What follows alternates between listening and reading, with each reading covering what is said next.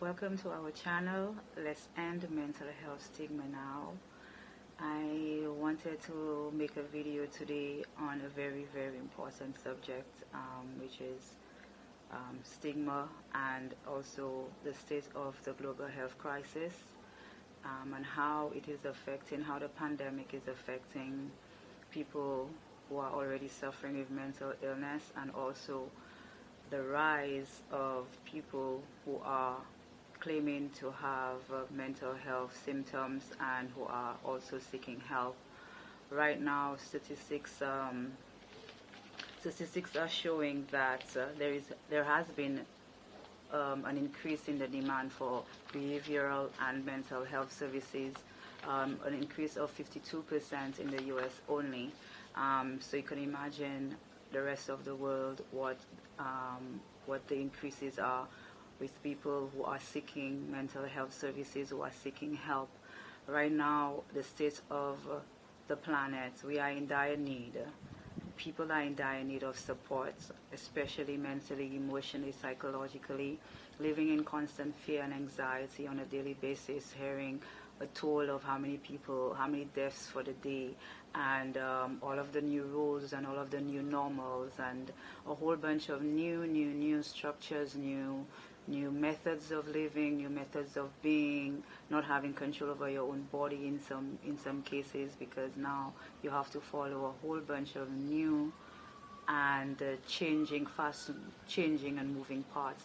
And I do understand with all of these fast-paced changes, that will bring about a whole bunch of uneasiness, a whole bunch of anxiety, a whole bunch of insecurity. People are now living in the unknown, are forced to live in the unknown.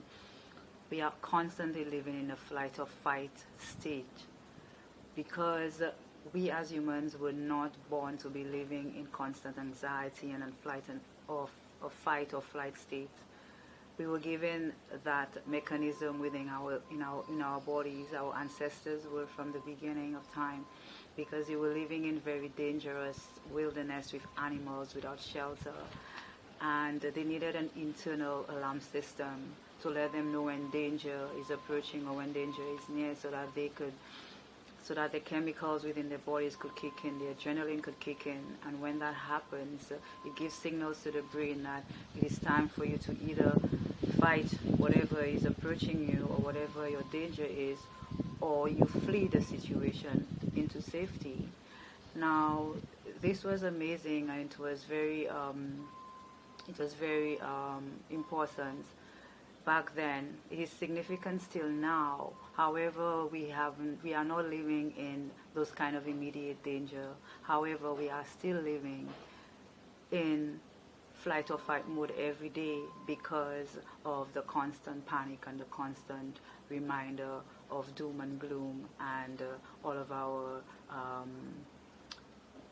our emotional needs and our mental needs, and losing jobs, and children having to stay home be homeschooled, and parents not knowing how to manage all of the responsibilities of having children at home and not having a job. So we all know the state of the crisis, and we all know the increase in domestic violence and the increase in all kinds of illnesses, especially mental illnesses, are on the rise and are rampant.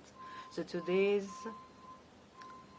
video, I wanted to make it to speak about why one of the main reasons I believe that people who are suffering with mental illness do not go and get assistance, and I do believe it is because of the stigma that is associated with mental illness. Now, I want to first define what a stigma is. A stigma is an attitude, behavior, a belief that you have about someone that is different, or someone that you deem to be different, or in your terms not normal, and the traits in them that you deem not normal, or the illness you see in them that you deem not normal, you also see as a disadvantage. And because you see this as a personal weakness or disadvantage in that person, you tend to have a negative attitude towards that person, whether that belief about this person is true or not. and that's where the negative stereotypes come in, and that leads to discrimination and bullying and a whole bunch of other negative and adverse reactions that people do have towards people suffering with mental illness. So today I wanted to discuss how mental illness affects us and some harmful effects of the stigma of mental illness. And one of the harmful effects, or one of the first ones, or the major ones that do affect people a lot, is the reluctance to seek help or treatment once they feel sick, or once they're experiencing some symptoms. People are usually so afraid to go and get help, even when they know or they strongly suspect that they're suffering from one type of mental disturbance or another. And the main reason why a lot of people do not get help is because they're afraid to be labeled crazy, because in our society, and because of where stigma began. It began in the early, based on the research, stigmas began in the early days, in the early church in the 18th, 19th century, where the early church associated and correlated somebody or symptoms of a mental health person or symptoms of a mental illness with demon possession and with evil spirits. And the way that they dealt with that is for extreme methods like exorcisms, beatings, burning people at the stake. They went through with people who are suffering from mental illness, went through lobotomies. Lobotomies are invasive and dangerous brain surgeries that they put mentally ill people through. In the early days also, they had very invasive treatments such as electroshock therapy, where they actually bolted put direct currents into your brain to create brain seizures in order to help, they thought, heal you of those illnesses. And so generally, the stigma that we are experiencing today stems from the stigma of yesterday, where it began, where mentally ill people were associated with either being drug or substance abusers, being prostitutes, or involved in some sort of criminality or the other. And all of these, as we know, with all the information, widespread information, and advanced information that are now available, there is no reason why we as a society are still looking down and treating mentally ill people as inhumane, as criminals. Even in the early days, they said mentally ill people were treated as slaves and as criminals. These are the two categories that mentally ill people were categorized as. So right now we are basically doing the same thing. We are still not like slaves and criminals, but as we ostracize and we turn our backs from mentally ill people, we are still afraid and considered mentally ill people to be dangerous and violent people. So that's why that's why people don't even go and get help too, because you don't even fit the bill. People, some of the things people say to me when I say that I'm mentally ill, and that's one of the reasons why I'm speaking up. I get that a lot, and that's one of the reasons why I started the hashtag "It is not written on my face," because I used to get a lot of that. People used to tell me, "A beautiful girl like you, you're mentally ill, you're depressed. Why are you depressed? You have no reason to be depressed. Look at you." And you look at people and you're like, "Are you kidding me right now? I would give away my beauty, or whatever you deemed, or however beautiful you deemed that I am, in a minute, if I could get access and control over my mental health in a minute." And this is no joke. Mental health is not a joke. Mental health is serious, and it could take your life. Moving forward, so the number one harmful effect of stigma is the reluctance of those who are mentally ill to seek help or to get treatment. The second one is the lack of understanding by family, friends, co-workers, or others. Oh boy, this one is significant. You see, people who are suffering from mental illness already are suffering immense pain. They're lost in there. They're in a very dark well. I always liken the experience of depression of being stuck in a dark well with no light, very little air, and you're there alone with your thoughts, you're there alone with your feelings, and it is very hard, very, very difficult to be reached when you're in that dark space. So it is so important that the people that are around you and the support that you get from friends and family can go a long way in helping you recover, help you to cope on a daily basis with a mental illness. So when you have friends and family that do not understand or will tell you get over it, and these are some of the things that we should not tell people who are expressing that they are either mentally ill or they are going through some tough mental times. Don't tell people to get over it. Don't tell people to shake it off.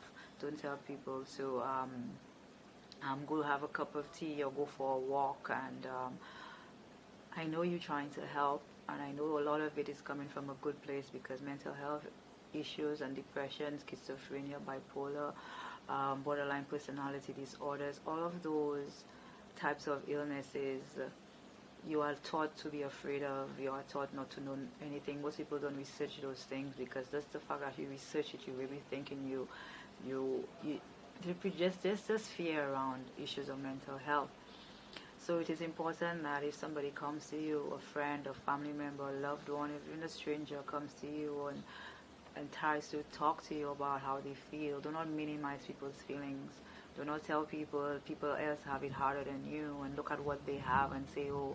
And one of the most alarming experiences I have as a mentally ill person was when a young nurse had committed suicide from Babano, I believe, a few years ago, and I was already in the throes of my mental illness. And then I saw an article about it, and I was very curious, and I was feeling so sad about it. And I'm like, wow, she succumbed, because I know what it feels like to actually do that. I will have an open discussion one of these days on suicide and suicide ideation and thoughts, and what somebody who is suicidal, what's going through their minds, for you to be able to understand clearly, or even clearer, what we go through. Because somebody who has the bravery to finally end their lives, that means that person was in so much pain, and that is really the last resort. That's what you're thinking. Most people who are suffering from suicide do not want to die. They will tell you, people suffering with mental illness just want the pain to stop, and we will do anything for the pain to stop, whether it is going for drinking a cup of coffee, going for a walk, changing a job, whatever you think that would help you become better. Most likely you will be willing to do it, because the pain is so insurmountable that you'll want to do whatever it takes to get rid of it. So please encourage your friends and family to go get help when they come to you and confide in you. Don't go around gossiping and go to other friends about stuff that they've told you in confidence, because already they're suffering already. For them to come to you to ask you for help, it's already a huge step. So imagine after somebody who's going through so much pain finally open up to you about what they're going through, and you go and you talk about it to other people, and other people start talking about it, and before long it comes back to the person that you've been discussed and your illness is being discussed. That's not nice. And that's why people hide and do not get help, and people suffer in silence. And this is why I started this channel.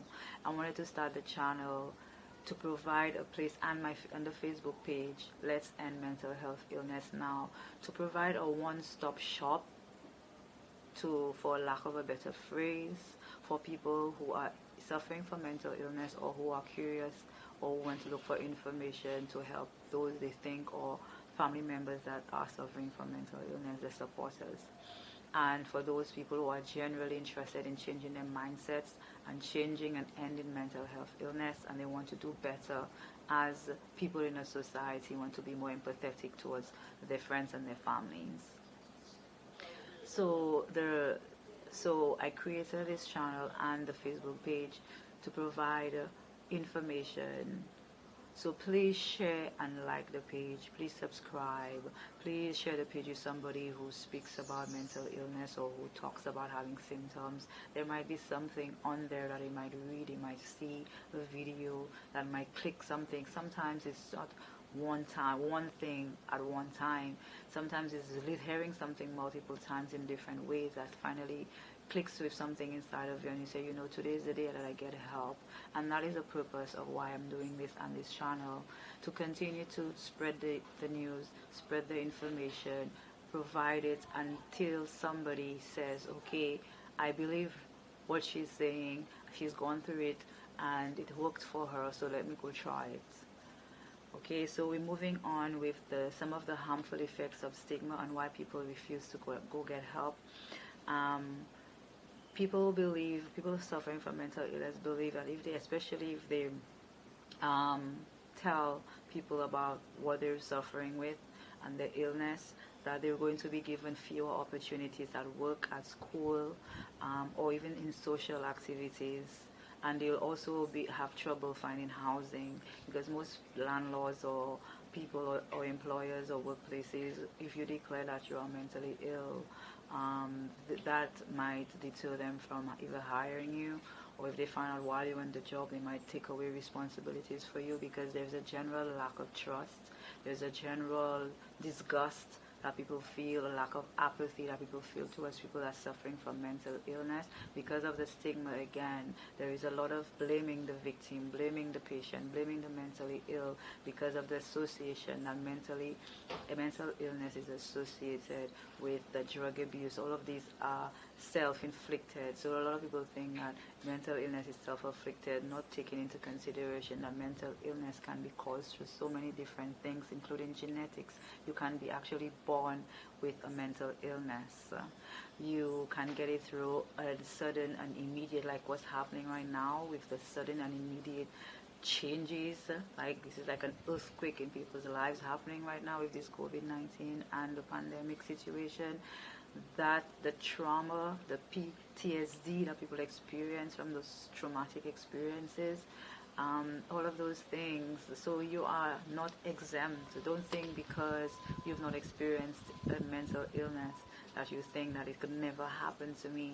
At any given time, life changes, life circumstances change.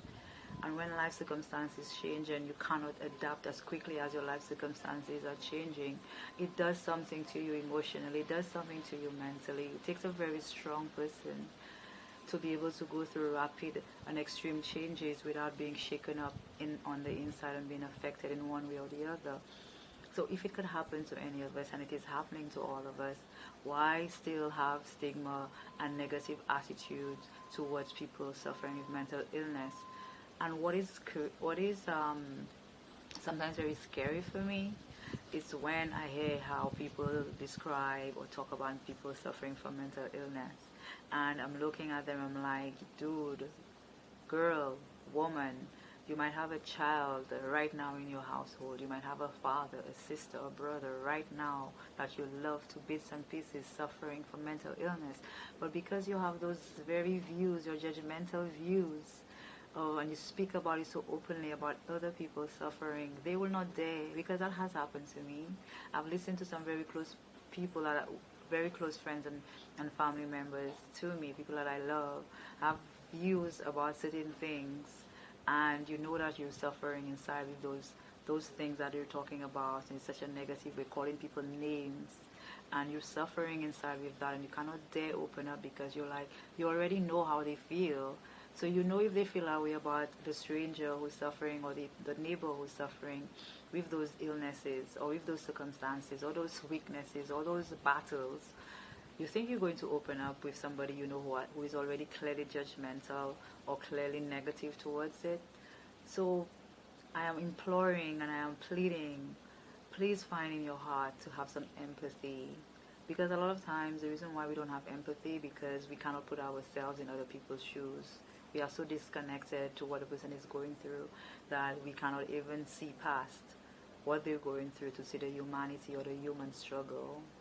So I'm imploring, please be more empathetic. Please be more open to people suffering from mental illness or mental health issues. Don't ignore it and dismiss it as we've been taught.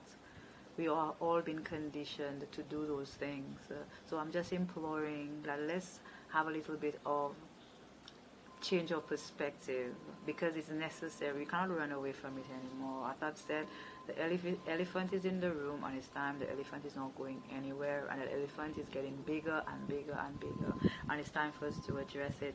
So moving on, one of the main reasons why, again, people are not going to get help, because of bullying, physical violence, or the threat of harassment, and that is a real one, and that is self-explanatory. So we'll go ahead and move on from there. Another reason why people do not get help, because of the harmful effects of stigma, is that the belief that you'll never succeed at certain challenges, or that you can't improve your situation. One of the things we don't talk about is self-stigmatization, because stigma is something that is taught within society. It is ingrained in us. It is entrenched in our culture. It is entrenched in our social norms. It is entrenched. It is seeped inside of who we are as a people, whether we like it or not. It is a condition. We've conditioned us to feel that way, to be that way towards the mentally ill. So what we don't realize is that when somebody is already mentally ill, they are from the same society in which that is discriminating against them. So you are taught yourself to discriminate and to stigmatize your own self and your own illness. That is one of the reasons why you don't get help, because you're already calling yourself crazy, because you see in all your movies, all your comedies, what do? They make fun of the mentally ill. They portray images of the mentally ill as crazy, deranged, dangerous, deserve death, and ridicule, and being dismissed, and always portrayed in the worst ways possible. So when you are conditioned in all ways possible to view a group of people in such a maniacal, dangerous way, and not forgiving, and not empathetic, and not caring towards this group of people, what do you think we feel? That is why we hide. That is why we stay in silent. That is why we don't seek help, because we don't want to be labeled, we don't want to be called. But today this video is about it's a plea. Please, if you are suffering from mental illness, if you have some symptoms that you are suffering from and you're not sure about, but you know you're not feeling well, you know you're not good inside, you know you're not yourself. The same way, if you had physical symptoms, you would have gone to see a physical doctor for help. I am imploring you, please call a mental health professional. Go to the mental health, go to the wellness center and seek help. Talk to a friend. Do not sit around and be ashamed because you are afraid to get help. Now is not the time for being afraid or being too prideful to get help, because in the end it is about you.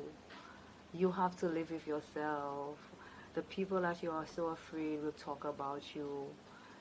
They have their own stuff to deal with. They themselves going through their own stuff. So stop paying attention to everybody and what everybody is doing and saying and what people will say. Go within yourself and ask yourself, am I right? Am I feeling okay? What can I do to help myself? Research, go on, take self-accountability, take accountability for your illness. When I say accountability, go do some research about it. Don't be afraid. Take away the stigma from your own self. Stop feeling ashamed and self-doubt. If you feel not right, go and ask questions. Talk to the doctor. I will believe and provide information with you about where you can get help.